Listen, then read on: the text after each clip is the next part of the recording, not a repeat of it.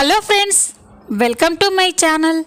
Friends, మీకు మా video నచ్చినట్లయితే వీడియోని లైక్ చేయండి, అలాగే ఛానల్ని సబ్స్క్రైబ్ చేసుకోండి. ఈ వీడియో చాలా ఇంట్రెస్టింగ్గా ఉండబోతుంది, తప్పకుండా చివరి వరకు చూడండి. ఇక వీడియోలోకి వెళ్ళినట్లయితే, ప్రేమ మెడలో తాళిని తెంపబోయిన శ్రీవల్లి చెంప పగలగొట్టి బుద్ధి చెప్పిన ధీరజ్. అసలు ఏం జరగబోతుంది? ప్రేమ మెడలో ఉన్న తాళిని శ్రీవల్లి ఎందుకు తెంపబోయింది తెలుసుకోవాలి అంటే ఈ వీడియోని ఎక్కడ స్కిప్ చేయకుండా చూసేయండి.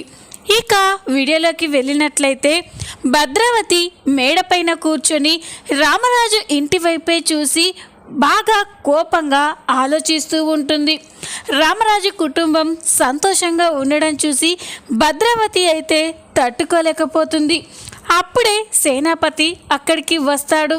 ఇక భద్రావతితో, ఏంటక్క ఏం ఆలోచిస్తున్నావు అని చెప్పగానే అప్పుడు భద్రావతి, రే సేన, ఆ రామరాజు కుటుంబం అంత సంతోషంగా ఉండడం నేను చూడలేకపోతున్నానురా.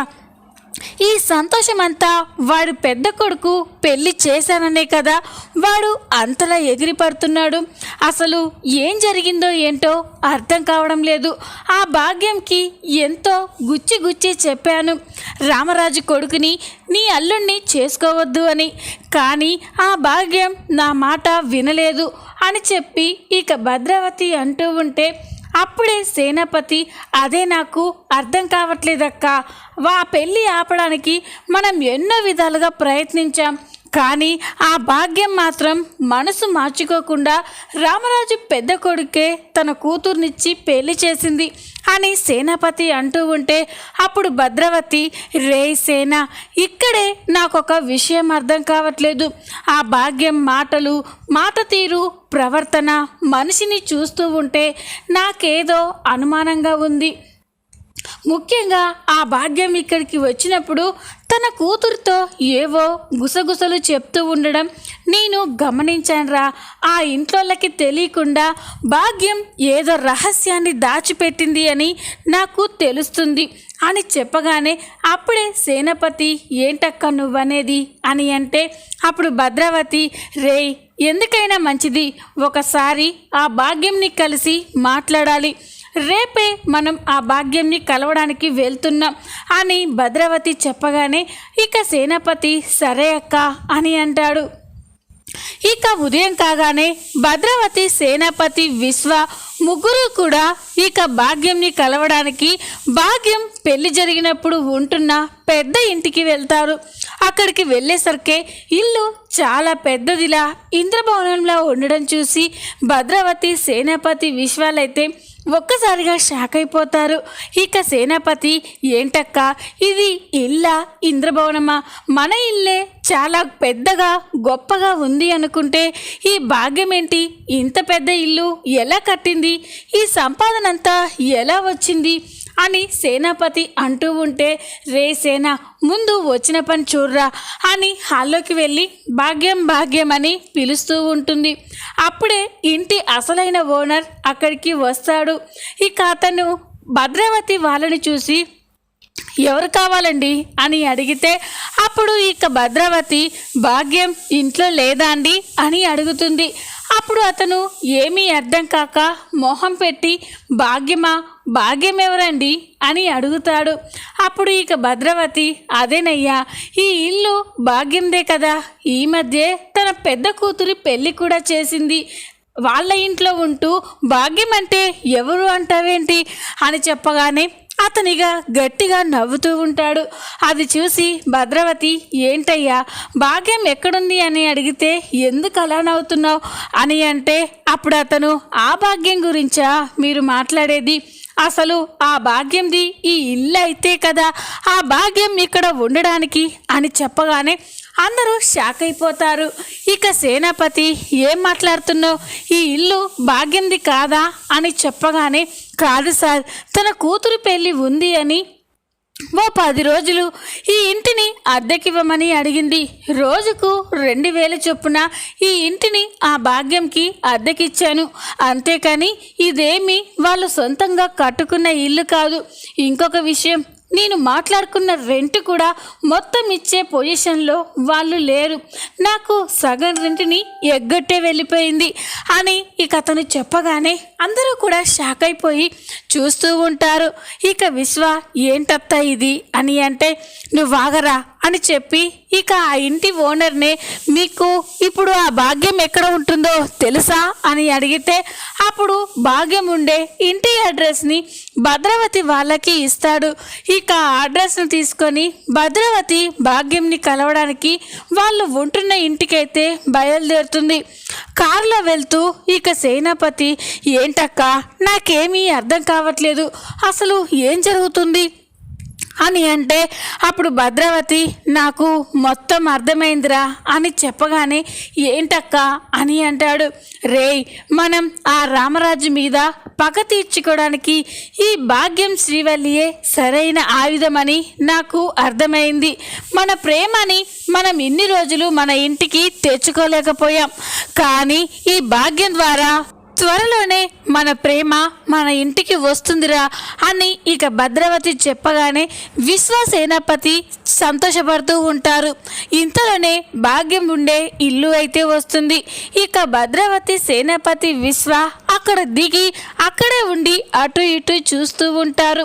అప్పుడే విశ్వ, అత్త అతను చెప్పిన అడ్రస్ ప్రకారం ఇదే ఆ భాగ్యం ఇల్లు అని చెప్పగానే ఇక భాగ్యం, సేనాపతి ఆ ఇంటిని చూసి ఒక్కసారిగా షాక్ అయిపోతారు. ఇక సేనాపతి, ఏంటక్క ఇలాంటి ఇంట్లో పిల్లన ఆ రామరాజు కోడలిగా చేసుకుంది, దీనికైనా వాడు ఇంతలా బిల్డప్లు కొట్టేది అని చెప్పగానే అప్పుడు భద్రావతి, రేయ్ ఈ విషయం రామరాజుకు తెలీదు, అందుకే వాడు అంత ప్రశాంతంగా ఉన్నాడు, ముందు మనం వచ్చిన పని చేసుకోవాలి అని ఇక భద్రావతి, సేనాపతి, విశ్వాలు భాగ్యం ఇంటి లోపలికి వెళ్తారు. వాళ్ళు అక్కడికి రావడం చూసి భాగ్యం అయితే ఒక్కసారిగా షాక్ అయిపోతుంది. అయ్య బాబోయ్, ఇదేంటి వీళ్ళు ఇక్కడికి వచ్చారేంటి అని చెప్పి ఇక భాగ్యం కంగారు పడుతూ, ఏంటి మీరు ఇక్కడికి వచ్చారేంటి అని అడుగుతుంది. అప్పుడు ఇక భద్రావతి, కంగారు పడకు భాగ్యం, మీ గురించి ఆ రామరాజుకి నేనేమీ చెప్పనులే అని చెప్పగానే ఇక భాగ్యం అయితే, అయినా మీరు ఎందుకు వచ్చారండి అని అడుగుతుంది. అప్పుడు భద్రావతి, చూడు భాగ్యం, మాకు ఆ రామరాజుకి చాలా సంవత్సరాలుగా పగలు ఉన్నాయి. వాడు నా చెల్లెల్ని ప్రేమ పేరుతో మోసం చేసి ప్రేమించి పెళ్లి చేసుకున్నాడు. పోనీలే అని వదిలేస్తే ఇన్ని రోజుల తర్వాత నా మేనకోడల్ని వాడి చిన్న కొడుకు ప్రేమించి పెళ్లి పీటల మించి లేపుకెళ్ళి పెళ్లి చేసుకున్నాడు. మా ఇంటి ఆడపిల్లల్ని వాడి కోసమే మేము కన్నట్లుగా చేస్తున్నాడు. అందుకే నీ పరిస్థితిని చూశాను, అందుకే నీకు ఎంత డబ్బు కావాలన్నా ఇస్తాను. నువ్వు నీ కూతురు పెళ్లి కోసం అద్దెకు ఉన్న ఇంట్లో కాదు, నీ సొంత ఇల్లు కట్టుకునేలా చేస్తాను. కానీ నువ్వు ఒక్క పని చేయాలి, నీ కూతురుతో ఆ పని చేపించాలి అని ఇక భద్రావతి చెప్పగానే ఇక భాగ్యం, ఏంటో చెప్పండి, మీరు అంత డబ్బు ఇస్తానని చెప్తే నేను ఎందుకు చేయనంటాను చెప్పండి. మా ఆయన ఎన్ని సంవత్సరాలు ఇడ్లీ సాంబార్ అమ్మితే అంత డబ్బు సంపాదిస్తారు, మీరేం చేయమంటారో చెప్పండి అని భాగ్యం చెప్పగానే ఇక భద్రావతి, చూడు భాగ్యం, నా చెల్లెల్ని వదులుకున్నంత తేలిగ్గా నేను కన్న కూతుర్లా పెంచుకున్న నా మేనకోడల్ని వదులుకోలేను. అందుకే నువ్వు ఏం చేస్తావో నాకు తెలీదు, నీ కూతురుతో ఏం చేపిస్తావో తెలీదు. ఎలాగైనా తొందరలోనే నా మేనకోడలు మళ్ళీ నా ఇంటికి వచ్చేలా చేయాలి, అది నువ్వే చేయాలి అని చెప్పి ఇక భద్రావతి చెప్పగానే భాగ్యమైతే ఒక్కసారిగా సంతోషపడిపోతుంది. ఇక వెంటనే, ఇంత చిన్న పనికేనా మీరు నాకు అంత డబ్బు ఇస్తా అంటున్నారు? చూడండి, వారం తిరిగేలోపు మీ మేనకోడలు మీ ఇంట్లో ఉంటుంది. నేను మా అమ్మడితో చెప్పి కథ ఎలా నడిపించాలో నాకు తెలుసు కదా అని చెప్పి ఇక భాగ్యం చెప్పగానే భద్రావతి తన దగ్గర తెచ్చిన చాలా డబ్బుని భాగ్యంకైతే ఇస్తుంది. ఆ డబ్బుని చూసి భాగ్యం అయితే ఒక్కసారిగా షాక్ అయిపోతుంది. అయ్ బాబాయ్, నా జీవితంలో ఇంత డబ్బుని ఎప్పుడూ చూడలేదు అని భాగ్యం అనుకుంటూ ఆ డబ్బుని చూస్తూ మురిసిపోతూ ఉంటుంది. చూడు భాగ్యం, ఇదే కాదు, నేను అనుకున్నట్టు చేసి పెడితే నీకు ఎంత కావాలన్నా ఇస్తాను అని భద్రావతి చెప్పగానే భాగ్యం కూడా సరే అంటుంది. భద్రావతి వాళ్ళు వెళ్ళిపోయిన తర్వాత ఇక భాగ్యం ఆలోచిస్తూ ఉంటుంది. ఎలాగైనా ఆ ప్రేమని ఆ ఇంట్లో నుంచి బయటికి పంపించేయాలి. ఈ భద్రావతి చెప్పిందని కాదు, ఆ ప్రేమ అక్కడ ఉంటే అక్కడ నా కూతురికి కూడా చాలా ఇబ్బందులు వస్తాయి. అందుకే ఆ ప్రేమని వాళ్ళ పుట్టింటికి పంపించేస్తే నాకు 2 లాభాలు ఉన్నాయి.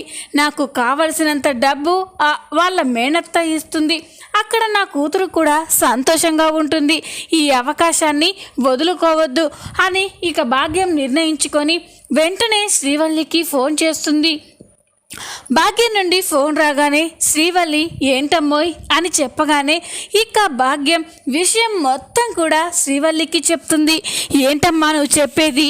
ఆ ప్రేమ వాళ్ళ మేనత్త మనకి ఎంత డబ్బు కావాలన్నా ఇస్తానని చెప్పిందా అని చెప్పగానే అవునమ్మడు, నువ్వు కానీ ఏదో ఒకటి చేసి ఆ ప్రేమని వాళ్ళ పుట్టింటికి పంపించావే అనుకో, మనకి డబ్బుకి డబ్బు వస్తుంది, నీకు ఆ ఇంట్లో ఉన్న అడ్డు తొలగిపోతుంది అని చెప్పగానే ఇక శ్రీవల్లి కూడా ఆలోచించి అవునమ్మోయ్, ఇక మీ కూడా ఏ కష్టాలు ఉండవు, నువ్వు చెప్పినట్టే ఆ ప్రేమని ఇంట్లో నుంచి వాళ్ళ పుట్టింటికి వెళ్ళిపోయేలా చేస్తాను అని శ్రీవల్లి అనుకుంటూ ఉంటుంది. ఫోన్ కట్ చేసిన తర్వాత శ్రీవల్లి గదిలో కూర్చొని బాగా ఆలోచిస్తూ ఉంటుంది. ఏం చేయాలి, ఏం చేస్తే ఈ ప్రేమ ధీరజ్లు విడిపోయి ప్రేమ వాళ్ళ పుట్టింటికి వెళ్ళిపోతుంది, ఎలాగైనా ప్రేమ వాళ్ళ పుట్టింటికి వెళ్ళిపోయేలా చేయాలి, చేస్తాను అని శ్రీవల్లి అనుకొని ఒక ప్లాన్ అయితే ఆలోచిస్తూ ఉంటుంది. ఇక అలా ఆలోచిస్తూ ఉండగా ఒకరోజు ఇంట్లో ఎవ్వరూ లేని సమయంలో శ్రీవల్లి ప్రేమ ఇద్దరూ మాత్రమే కూర్చొని మాట్లాడుకుంటూ ఉంటారు. అప్పుడే శ్రీవల్లి అవును, ఇదే సరైన సమయం, ప్రేమకి వాళ్ళ పుట్టింటి గొప్పతనం గురించి ఉన్నవి లేనివి చెప్పి ఇక్కడి నుంచి పుట్టింటికి వెళ్ళిపోయేలా చేయాలి. ధీరజ్ గురించి 4 చెడ్డ మాటలు చెప్పినా కూడా తప్పేం లేదు అని శ్రీవల్లి అనుకొని ఇక ప్రేమతో ప్రేమ అని చెప్పగానే ఇక ప్రేమ ఏంటక్క అని అంటుంది. అప్పుడు శ్రీవల్లి ప్రేమ నిన్ను చూస్తుంటే నాకు చాలా బాధగా ఉంది ప్రేమ అని చెప్పగానే ప్రేమ షాక్ అయిపోతుంది. ఎందుకక్క అని అంటే అప్పుడు ఇక వల్లి ఎందుకేంటి ప్రేమ, నీకు ఈ ఇంట్లో ఏం విలువ ఉంది చెప్పు, మా ఆయన అంటే ఆఫీస్లో వర్క్ చేస్తున్నాడు, సాగర్ మర్ది గారంటే రైస్ మిల్లులో మామయ్య గారికి చేతి కింద ఉంటున్నారు, ధీరజ్ మాత్రం వాటర్ క్యాన్లు మోస్తూ ఎవరో పనివాడిలా జీతగాళ్ళ కష్టపడుతున్నారు, అయినా కూడా ఈ ఇంట్లో ధీరజ్కి కానీ నీకు కానీ ఎలాంటి విలువ లేదు, అందుకే నువ్వు ధీరజ్ని పెళ్లి చేసుకొని తప్పు చేసావేమో ప్రేమ, నువ్వు ధీరజ్ని కాకుండా మీ పుట్టింటి వాళ్ళు చెప్పిన సంబంధం చేసుకుంటే యువరాణిలా ఏ కష్టం లేకుండా ఉండేదానివి, ఇప్పుడు చూడు ఈ ఇంట్లో ఎలాంటి విలువ లేకుండా ఉన్నావు అని చెప్పగానే ప్రేమ షాక్ అయిపోయి చూస్తూ ఉంటుంది. ఏంటక్క అలా మాట్లాడుతున్నావు, జరిగిందేదో జరిగిపోయింది, నా మెడలో ధీరజ్ తాళి కట్టాడు, ఈ తాళి నా మెడలో ఉన్నంత వరకు నేను ఈ ఇంటి కోడల్ని, ధీరజ్ భార్యని, అలాంటప్పుడు నేను మా పుట్టింటికి ఎలా వెళ్ళిపోగలను అని ప్రేమ చెప్పగానే అప్పుడు శ్రీవల్లి ఏంటి ప్రేమ, నీకు ఎంత చెప్పినా అర్థం చేసుకోవేంటి, నేను నీ మంచి కోసమే చెప్తున్నాను, నువ్వు ఇక్కడ ఉంటే ఎప్పుడూ కూడా ఇలాగే ఉంటావు, నిన్ను ఈ ఇంట్లో ఎవ్వరూ కూడా గౌరవించరు, అందుకే నువ్వు వెళ్ళిపో, నువ్వు వెళ్ళిపోవడానికి నీ మెడలో ఉన్న ఈ తాళే అడ్డమైతే ఇప్పుడే ఈ తాళి తీసేసేయి అని శ్రీవల్లి వెంటనే ప్రేమ మెడలో ఉన్న తాళిని పట్టుకుంటుంది. అది చూసి ప్రేమ ఒక్కసారిగా షాక్ అయిపోతుంది. అక్క ఏం చేస్తున్నావు, నా తాళి వదులు అని అంటున్నా కూడా శ్రీవల్లి ప్రేమ నీకోసమే చెప్తున్నాను అని బలవంతం చేస్తూ ఉంటుంది. అప్పుడే అక్కడికి ధీరజ్ వచ్చి వదినా అని గట్టిగా అరుస్తాడు. అది విని ఇక శ్రీవల్లి ఒక్కసారిగా షాక్ అయిపోతుంది. ఇక ప్రేమ మెడలో ఉన్న తాళిని వదిలేస్తుంది. ప్రేమ ఒక్కసారిగా ఎమోషనల్ అయిపోయి ఇక ధీరజ్ని హగ్ చేసుకొని ఏడుస్తూ ఉంటుంది. ధీరజ్, చూడు ధీరజ్, అక్క ఎంత చెప్పినా వినకుండా నన్ను మా పుట్టింటికి పంపించేయాలని ఉన్నవి లేనివి కల్పించి చెప్తుంది. నా మెడలో ఉన్న తాళిని కూడా తీయాలని చూసింది అని చెప్పగానే ఇక ధీరజ్కి చాలా కోపం వస్తుంది. ఏంటదినా నువ్వు చేస్తున్న పని? నేను ప్రేమ పెళ్లి చేసుకున్నాం. ఎవరికి నచ్చినా నచ్చకపోయినా మేమిద్దరం భార్యాభర్తలం. మేము బ్రతికున్నంత కాలం కలిసే ఉంటాం. మమ్మల్ని విడదీసే హక్కు ఎవరికీ లేదు అని ధీరజ్ చెప్పగానే ఇక వల్లి షాక్ అయిపోతుంది. అది కాదు ధీరజ్, ప్రేమ వాళ్ళ కుటుంబం చాలా బాధపడుతుంది అని చెప్పగానే అప్పుడు ధీరజ్, చూడు అవన్నీ ఆలోచించే మేము పెళ్లి చేసుకున్నాం. అలాంటప్పుడు వాళ్ళు బాధపడితే మాకేంటి? వాళ్ళే కొన్ని రోజులు బాధపడి మళ్ళీ మామూలైపోతారు. చూడదునా, ఇంకొకసారి నువ్వు ప్రేమతో మమ్మల్ని ఇద్దరిని విడదీయాలని చూసినా, ప్రేమని వాళ్ళ పుట్టింటికి వెళ్ళిపోమని బలవంతం చేసినా కూడా నేను ఊరుకోను. ప్రేమ కాదు ఇంట్లో నుంచి బయటికి వెళ్ళేది, ముందు మీరు వెళ్తారు చూసుకోండి అని ఇక ధీరజ్ వల్లికి వార్నింగ్ ఇవ్వడంతో శ్రీవల్లి అయితే ఒక్కసారిగా షాక్ అయిపోయి చూస్తూ ఉంటుంది. ఈ విధంగా ప్రేమ మెడలో తాళిని తెంపబోతున్న శ్రీవల్లికి ధీరజ్ బుద్ధి చెప్పబోతున్నాడు. ఈ వీడియో కనుక మీకు నచ్చినట్లయితే లైక్ చేయండి, సబ్స్క్రైబ్ చేసుకోండి. Thanks for watching.